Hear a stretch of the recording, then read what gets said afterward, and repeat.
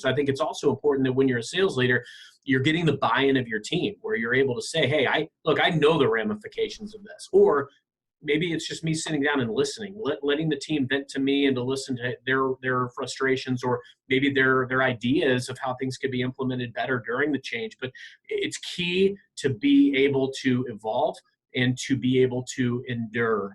Because the thing is, the change that happens today that upsets you, 6 months from now, it may be a moot point.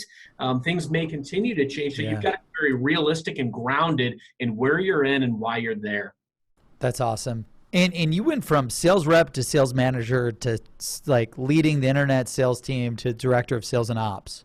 So 9 years, like, it's so funny. I don't talk to a lot of people now that have like that massively long, like almost a decade of experience at one place.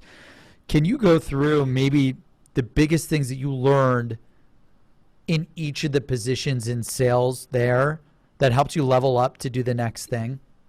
Absolutely. And in fact, if I could encapsulate it into one sentence, it's stay true to your roots.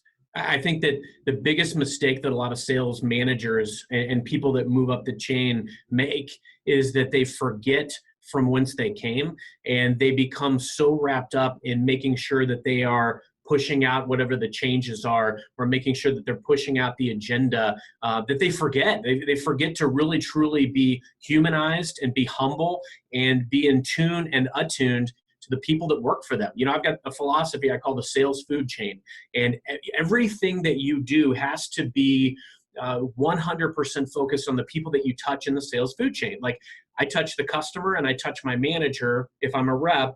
And so the customer is my world. They're the center of my universe. But at the same time, I need to understand my manager's priorities and what makes them tick so that I can effectively impact both sides of the food chain. And I think that's true of anybody. If I'm a director of sales, I've got managers that work for me. I've got a VP that I report to.